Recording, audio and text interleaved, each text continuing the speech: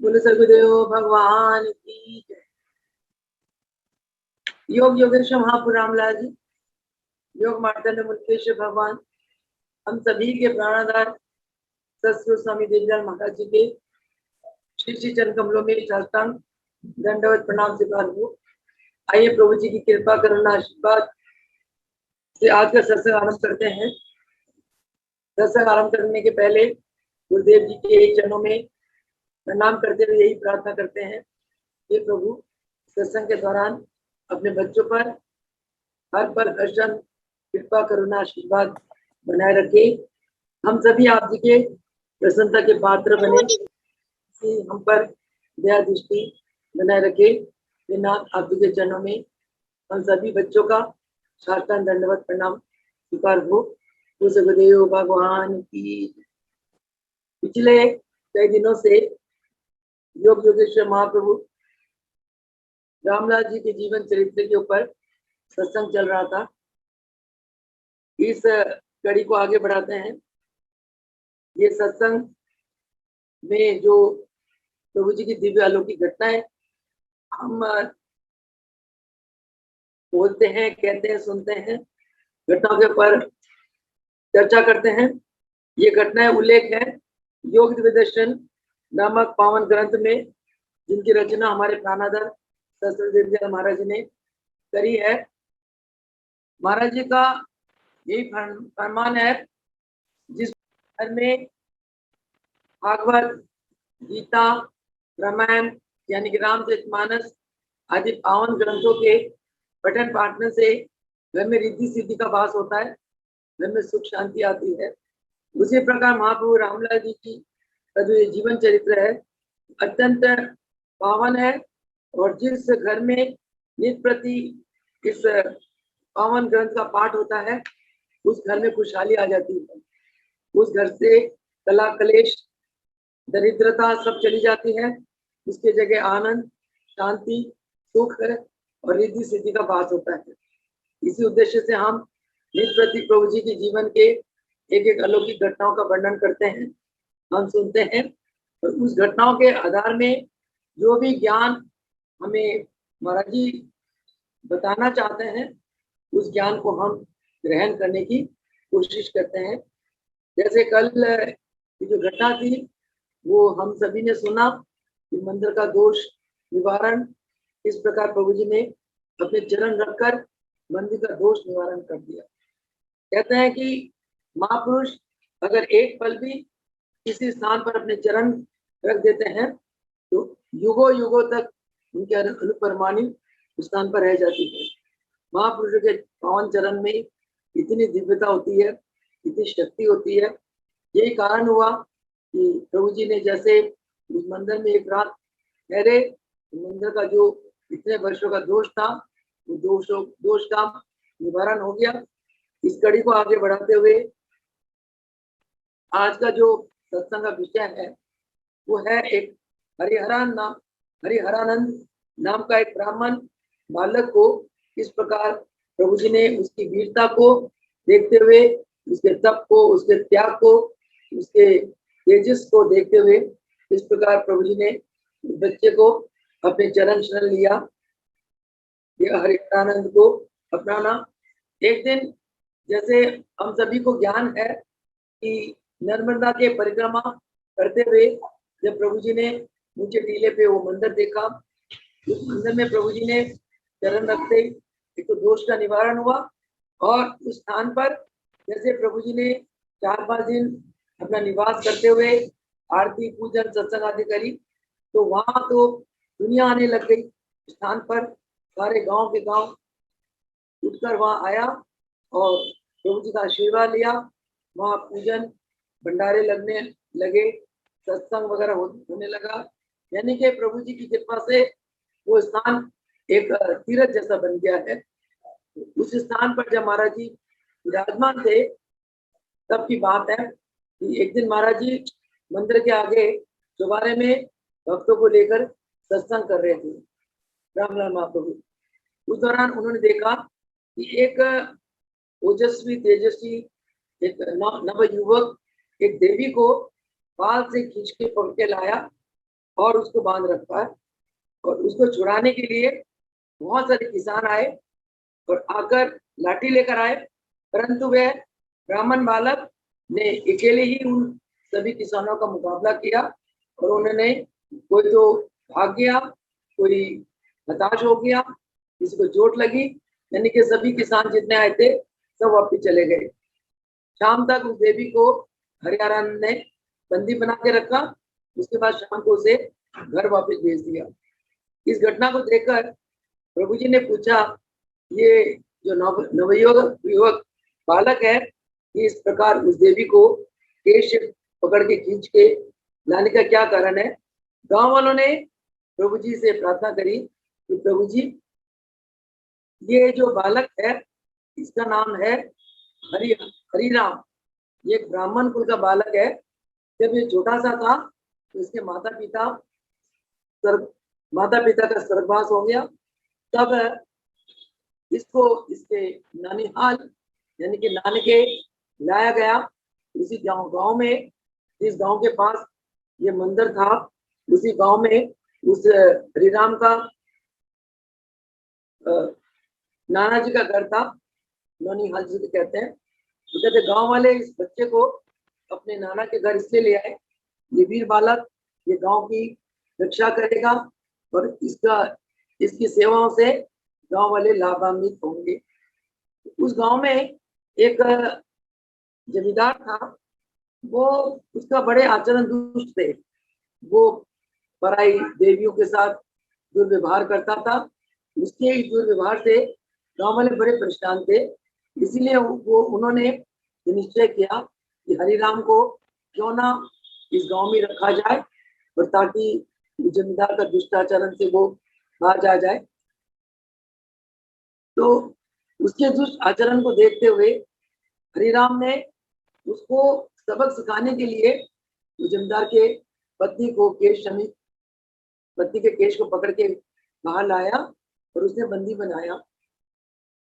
और इस प्रकार जब बंदी बनाया और उस देवी को छुड़ाने के लिए जमींदार ने बहुत से गांव किसानों को भेजा कि जाओ मेरी पत्नी को छुड़ा के लाओ। परंतु हरिराम ने सबके साथ मुकाबला करके सबको हरा दिया और उनके आगे हार नहीं मानी। ये बात जमींदार तक पहुंची और जमींदार बहुत घबरा गया, परेशान हो गया, क्योंकि हरिराम ने उसे उसके दुष्ट आचरण से मुक्त कराना था। उसका ध्येय सिर्फ यही था ताकि वो अपने दुष्ट आचरण से बाहर आ जाए। तत्पश्चात प्रभु ने जब गांव वालों से ऐसी बात सुनी हरिराम के बारे में, अंदर से प्रभु जी बहुत प्रसन्न हुए कि इस गांव में ऐसा भी युवक है जो धर्म के रास्ते में चलने वाला और दुष्टों को दंड देने वाला। क्योंकि प्रभु जी तो अवतार ही लिया कि धर्म की स्थापना के लिए और दुष्टों का नाश करने के लिए, या दुष्ट लोगों को, बुरे आचरण वाले लोगों को सन्मार्ग में लाने के लिए प्रभु जी ने अवतार लिया। तो उस वीर ओजस्वी तेजस्वी ब्राह्मण बालक जिसका नाम हरिराम है, उसके ऐसे आचरण को देखकर प्रभु जी बहुत प्रसन्न हुए। प्रभु जी ने गांव वाले से पूछा, क्या हरिराम कभी इधर भी आता है? तो उन्होंने कहा, हाँ प्रभु, वो इधर भी आता है। ऐसे उसकी बारे में जिक्र चली रही थी, तो इतने में हरिराम प्रभु जी के चरणों में आ गया और आकर उन्होंने हरिराम ने प्रणाम करा। प्रभु जी ने आशीर्वाद दिया। प्रभु जी ने मर्यादा, प्रभु जी तो जानी जान थे और अपनी योग शक्ति से ही उन्होंने हरिराम को अपनी तरफ खींचा। नहीं तो इंसान, जब तक गुरु हमें नहीं खींचते हैं हम कैसे आ सकते हैं? क्योंकि जीव के जन्मों के शुभाशुभ कर्म होते हैं, वो कर्म जीव को अच्छे रास्ते में जाने से रोकते हैं। और जब ऐसे महापुरुष की कृपा होती है और जीव के पुण्य कर्म उदय होते हैं, तब गुरु की कृपा बरसती है। तो गुरु अपनी शक्ति से ही अपनी आत्मा को खींच लेते हैं।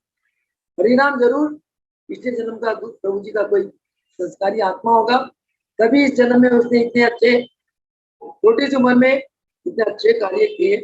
धर्म की रक्षार्थ उसे पुरुषार्थ किया। तो प्रभु जी ने हरिराम से मर्यादा रूप से पूछा कि बेटा आपका क्या नाम है। उसे बता प्रभु मेरा नाम हरिराम है। आप किस कुल के हो? तो प्रभु मैं ब्राह्मण कुल का हूँ। तो प्रभु जी ने फरमाया कि ब्राह्मण तो बहुत दानी और वीर होते हैं, क्या आप दानी और वीर हैं? उसने कहा हाँ प्रभु, आप मेरी वीरता को देखें। इतने में सामने से ऊंट जा रहे थे। हरिराम ने क्या करा, एक ऊंट को नीचे से पकड़ के ऊपर उठा दिया, यानी कि उसने अपना वीरता का परिचय दिया। तो प्रभु जी ने उसे आशीर्वाद दिया, फिर हाथ जोड़ के प्रभु जी के आगे खड़ा हो गया। फिर प्रभु जी ने फरमाया कि वीर तो एक राक्षस भी हो सकता है, वीरता तो एक राक्षस के अंदर भी आ सकती है, परंतु जो ब्राह्मण कुल के होते हैं वो तो दानी होते हैं। तो हरिराम ने कहा कि प्रभु दान तो सिर तक ही होता है। फिर प्रभु जी ने पूछा कि क्या तुम अपना शीश को भेंट कर दोगे हमें?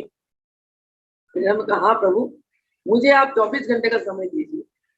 मैं कुछ मेरे जो जितने मेरे जमीन जायदाद है, संपत्ति है, वो मैं अच्छे पुरुषों को, धर्म में चलने वाले लोगों को बांटाऊं, और ये जो जमींदार है जो दुष्ट आचरण वाला है, मैं इसको सन्मार्ग में लाकर उसके बाद मैं आपके चरणों में शीश भेंट करने के लिए हाजिर हो जाऊंगा। प्रभु जी ने आशीर्वाद देकर भेज दिया। हरिराम गया, गांव के अच्छे विद्वानों को उसने एकत्रित किया, जमींदार को बुलाया और उसको ऐसे दुष्टाचरण ना करने की प्रतिज्ञा करा के और उसको सन्मार्ग का एक रास्ता दिखाकर हरिराम वहां से चल पड़ा। उसके बाद हरिराम के पास जो संपत्ति थी और भी जो भी उसके पास जमीन जायदाद वगैरह थी, उसने क्या करा, अच्छे अच्छे ब्राह्मणों को, विद्वानों को बांट दिया। बताओ इस बात से क्या हमें प्रभु जी बताना चाहते हैं कि जो इंसान के अंदर इंसानियत होती है, जो जीव धर्म के मार्ग में चलता है और जिसके अंदर तप, त्याग और सेवा भावना होती है, वो भगवान को अत्यंत प्रिय है। श्री राम के ये सब गुण दिव्य दृष्टि के दाता रामलाल प्रभु जी ने पहले से देख लिया था। तो तभी प्रभु जी ने संकल्प किया था, पहले से ही संकल्प कर लिया था कि इस बच्चे को हमने योग मार्ग के साथ जोड़ना है। महाराज जी ने भी ये फरमाया, कहते तुम लोग जो हमारे पास आते हो और हम तुम्हें ऊंचाई देते हैं, तो ऐसे ऊंचाई नहीं देते, हम तुम्हें जो दान देते हैं, कुछ हमारी जो रहमत तुम्हारे पर बरसाते हैं, ऐसे नहीं बरसाते। कहते हम तुम्हारे कुछ चिन्ह चक्रों को देख लेते हैं, तुम्हारे पिछले जन्मों के उच्च कर्मों को देख लेते हैं। इस जन्मों महाराज ने ये भी फरमाया कि तुम बच्चे जब हमारे घर में आते हो तो हम तुम्हें जो अवस्था का दान देते हैं, हर एक को आने ऊंचाई दी। कोई ऐसा जगत नहीं है जिसको महाराज जी ने एक अच्छी योग की अवस्था नहीं दी हो।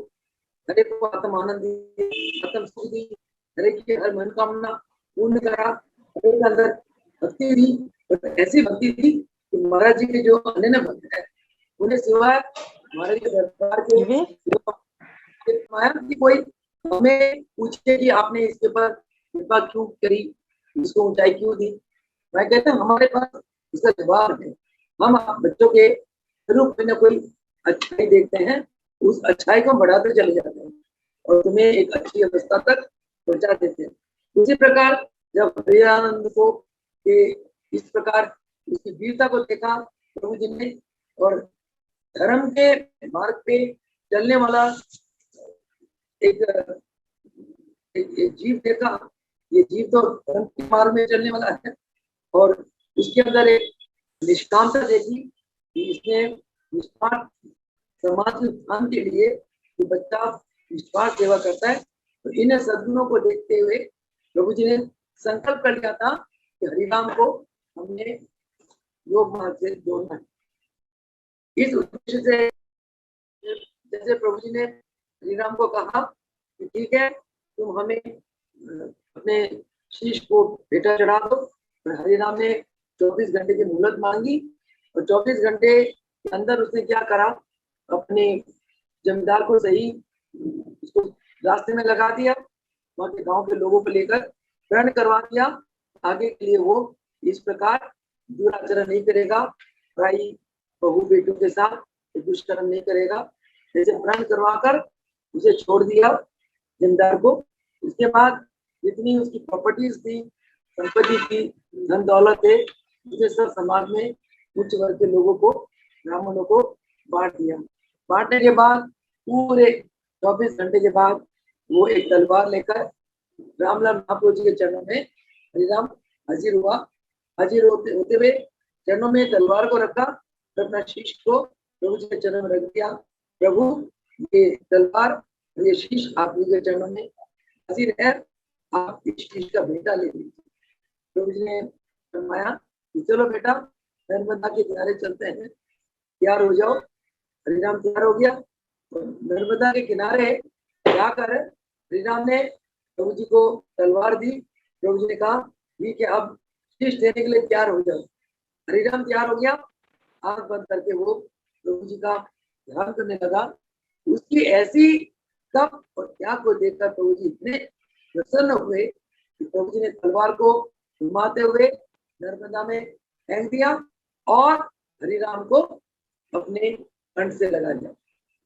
हरिराम को कंठ से लगाते हुए योग की शक्ति से प्रभु जी ने ऐसी शक्तिपात की कि हरिराम देह भूल गया, देह भूलकर और वो समाधि में चला गया। 8 दिन तक समाधि अवस्था में रखा। वहां के सत्संगियों ने, ग्रामवासियों ने देखा, भक्तों ने देखा कि हरिराम 8 दिन तक बिना खाए पिए समाधि अवस्था में लबलीन। 8 दिन के बाद भक्तों ने, ग्रामवासियों ने प्रार्थना करी, प्रभु 8 दिन हो गए, हरिराम कुछ खाए पिए बिना, आप जी कृपा करे करके इसे उत्थान अवस्था ले आए। प्रभु जी दया के सागर महाप्रभु रामलाल जी अनंत कलाधारी, साक्षात ईश्वरी ताकत के वो मालिक है। उन्होंने भक्तों की प्रार्थना पर हरिराम के मस्तक को स्पर्श करा। स्पर्श करते हरिराम जागृत अवस्था में आया। आते ही उसने प्रभु जी के चरणों में प्रणाम करके आशीर्वाद लिया। उसने क्या कहा, प्रभु मैं तो आप जी के दिव्य स्वरूप में अभेद हो रहा था, आप जी के दिव्य दर्शनों को पाकर मैं आनंद विभोर हो रहा था, और आप जी ने अपनी कृपा कर बालक को उस आनंद से क्यों जुदा किया, कृपा करके मुझे उस आनंद अवस्था का ही दान प्रदान करे। प्रभु जी ने उसकी ऐसी प्रार्थना स्वीकार कर उसे आशीर्वाद दिया और उसे योग की दीक्षा से दीक्षित कर दिया। और दीक्षित करने के बाद हो गया, मेरे भगवान ये स्थान को छोड़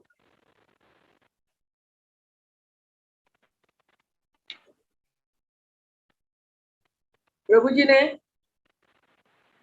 हरिराम को जो उच्च ध्यान की अवस्था प्रदान कर रखी थी, तो उस अवस्था से उत्थान के लिए जैसे गांव वालों ने, भक्तों ने प्रार्थना करी, प्रभु हरिराम को कुछ खाए पिए बिना 8 दिन हो गए, कृपा करके इसे उत्थान कर दीजिए। तत्काल प्रभु जी ने इसके मस्तक को स्पर्श करा। स्पर्श करते ही हरिराम जागृत अवस्था में आ गया। आंखें खोलने पर हरिराम ने प्रभु जी के चरण में प्रार्थना करी, हे आदि देवों के देव प्रभु, मुझे आप जी की कृपा से अवर्णनीय आनंद की प्राप्ति हो रही थी। मैं आप जी के दिव्य दर्शन को आकर आनंद विभोर हो रहा था, और आप जी कृपा करके अगर इस दास पर प्रसन्न हुए हैं तो मुझे दोबारा उसी अवस्था में ले जाइए, रख लीजिए। तो हरिराम को ऐसी प्रार्थना सुनकर प्रभु जी ने पहले उसे योग की दीक्षा से दीक्षित किया, और दीक्षित करने के बाद उसे फिर दोबारा पहले की तरह ध्यान समाधि में इसको ध्यान समाधि की अवस्था प्रदान कर दी। एक दिन प्रभु जी ने संकल्प किया कि अब मुझे इस मंदिर में आकर ग्रामवासियों का जो कल्याण करना था, हरिराम का जो कल्याण करना था, मंदिर का जो कल्याण करना था, वो हो गया, अब मुझे आगे चलना है। इस विचार से प्रभु जी वो मंदिर छोड़कर जाने लगे।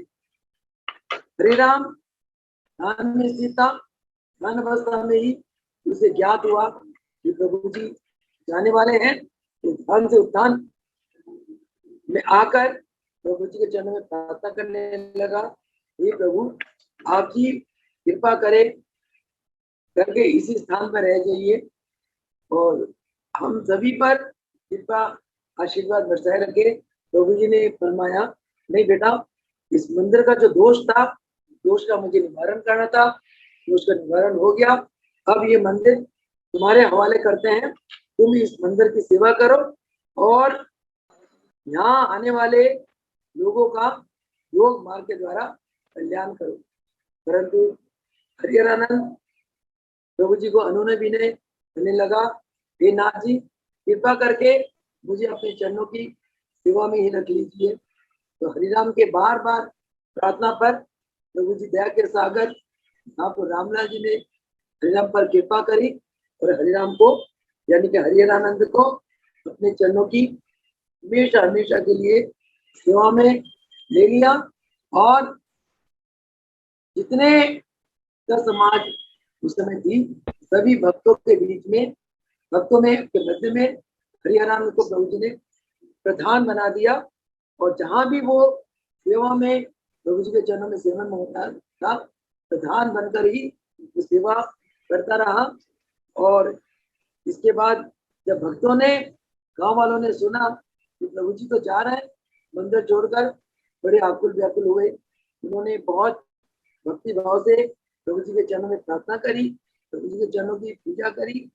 और परंतु आपको पता है कि जो नदी, बहती नदी कहीं रुकती नहीं, गंगा जी इतनी निर्मल पवित्र बहती चली जाती है। इसी प्रकार महापुरुष संसार में अवतार लेते हैं संसार के कल्याण के लिए, वो कभी रुकते नहीं है। वो संसार का कल्याण करके और अपना कार्य पूरा करके जिस काम से आए होते हैं, इसी दिव्य धाम में वापिस सुधार जाते हैं। तो प्रभु जी का तो कार्य यही था कि संसार का कल्याण करना। तो प्रभु जी ने उनकी प्रार्थना स्वीकार नहीं करी और वहां के लोगों को उन आशीर्वाद देकर अपनी मंडली के साथ प्रभु जी आगे नर्मदा की परिक्रमा की ओर आगे चल पड़े। उसके बाद फिर नर्मदा की परिक्रमा के यात्रा के दौरान और भी बहुत सारी घटनाएं प्रभु जी के जीवन में घटित हुई। आने वाले सत्संग में उसके ऊपर प्रभु जी हमें ज्ञान देंगे और उन घटनाओं को वर्णन करेंगे, बताएंगे। और प्रभु जी के पास से हम उन घटनाओं को श्रवण करके आनंद विभोर होंगे और इसी से हमारा कल्याण है। क्योंकि जब हम गुरु की महिमाओं को सुनते हैं, गाते हैं, तो हमारे हृदय गुरु भक्ति में ओतप्रोत हो जाता है।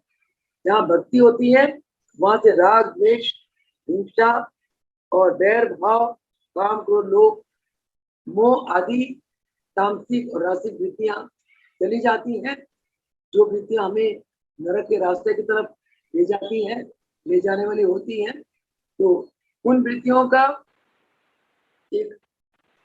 उन वृत्तियों से छुटकारा पाने का एक ही रास्ता है, गुरु भक्ति, गुरु की महिमा का गायन और गुरु के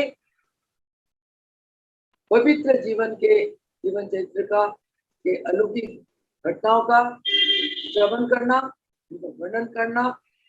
ये बहुत ही उत्तम मार्ग है अपने अंतःकरण को शुद्ध करने के लिए, अपने अंतःकरण को पवित्र बनाने के लिए, अपने अंतःकरण को आत्मिक बनाने के लिए। आने वाले कल को फिर इस प्रकार इसी आधार पे हम चलेंगे। प्रभु जी के जीवन की अलौकिक घटनाओं के ऊपर हम चर्चा करेंगे। आज इन्हीं शब्दों के साथ अपनी वाणी को विराम देते हैं। रामलाल मुरकराज देवीदास प्रभु जी के चरणों में बारंबार हमारा प्रणाम, जिन्होंने हमें ऐसी अद्भुत क्रियाओं को बताकर हमारे अंतःकरण को शुद्ध किया, हमें जीवन जीने का एक दिशा दिया हमारे जीवन को पवित्र बनाया, हमारे जीवन को दिव्य बनाया और हमें एक रास्ता दिखाया कि कौन सा रास्ता हमें अपनाना चाहिए। इस रास्ता को अपनाकर हम परमपिता परमेश्वर को प्राप्त कर सकते हैं। तो परमपिता परमेश्वर को प्राप्त करना ही मानव जीवन का जन्म ध्येय है। इन्हीं शब्दों के साथ आज के सत्संग को विराम देते हैं। वो सदगुरु भगवान योगेश्वर महाप्रभु रामदास जी की जय हो, मुकेश्वर भगवान की जय हो, देवदार भगवान की